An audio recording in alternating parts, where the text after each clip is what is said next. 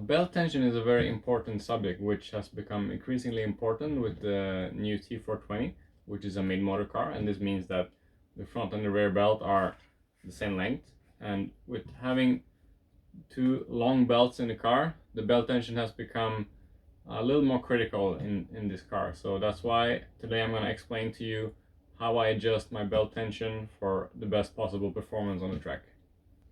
I usually try to run the front belt slightly tighter than the rear, and the reason for doing that is because when you run different belt tension front and rear, you'll have an overdrive effect on that end of the car. So if you have overdrive over the rear, if the rear belt is tighter than the front, the rear of the car wants to pull the front and not the other way around, and that can make the car hard to drive, especially on power.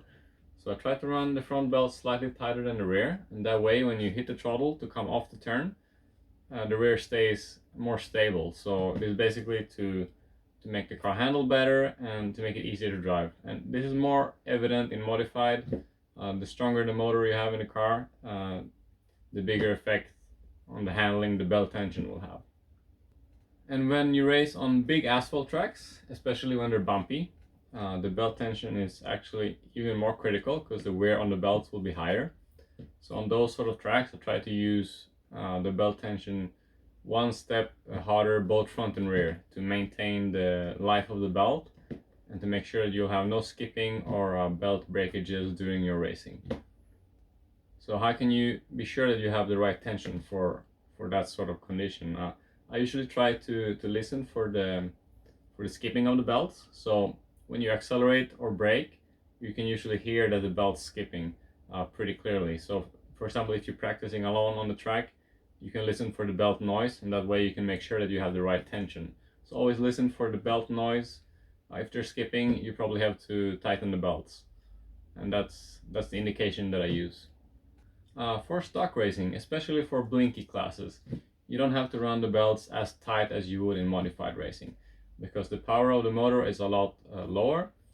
You don't have the same stress on the belts or on the drivetrain, so you can actually use the belts 1 to 2 steps softer on the eccentric compared to modified, and this will give you a freer drivetrain with more efficiency, and it will also preserve the voltage of the battery for longer in stock. So it's really important to have as free of a drivetrain as possible in stock racing, because normally you don't have to worry about the belt skipping like you would in modified. So I've disassembled the car for you to see more clearly what I'm talking about. In the front, you need to turn this knob towards the back of the car, towards the center of the car, to tighten the belt. So as you can see here, mine is 3 steps towards the back from the center. So this means that I've tightened my belt 1, 2, 3 steps.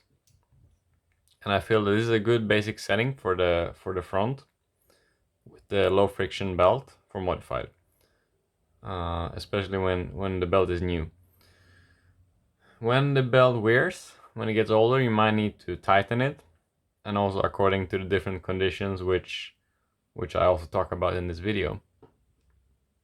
But 3 steps tighter than center, it's a good starting point.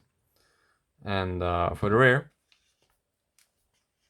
it's then the opposite. So the knob needs to be pointing towards the front of the car, towards the center of the car, but towards the front. So this means that I've tightened my rear belt 2 steps from the center. So the knob here is moved 1, 2 steps from the center standard position. So this is a good starting point for the low friction belt for the rear for modified.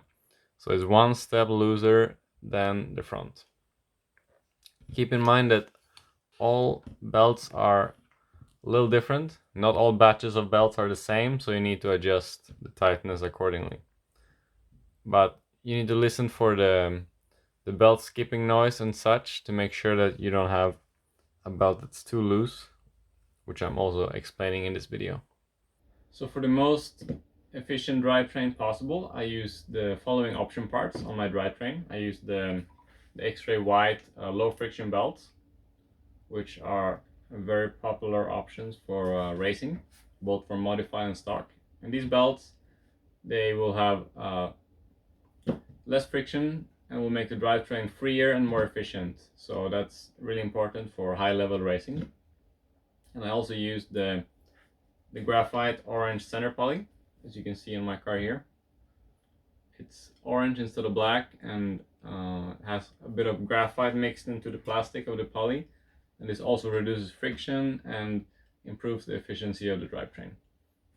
I can also recommend the Monaco RC belt booster product, which looks like this, and it's applied with a sponge to the belt, and I'm going to show you how you apply it now. So the belt booster is pretty easy to use. I'm just going to demonstrate how it works. Just shake the bottle a little bit, and we'll put some liquid in the sponge because this bottle is brand new. So when you have the sponge filled up like that, you can use it to simply to apply it to the belts like this. Just pull the belts against the sponge, front and rear. Very easy to use, very easy to apply. That way we can prolong the life of the belts and the pulleys and make the drivetrain more efficient. And it's been used in nitro classes for many years. As long as I can remember, we used similar products in nitro racing, so I figured it was time to start testing it for electric racing as well, and actually it works really well. And the team guys, especially in stock, they have had really good results with this product, so I can really recommend the belt booster as well.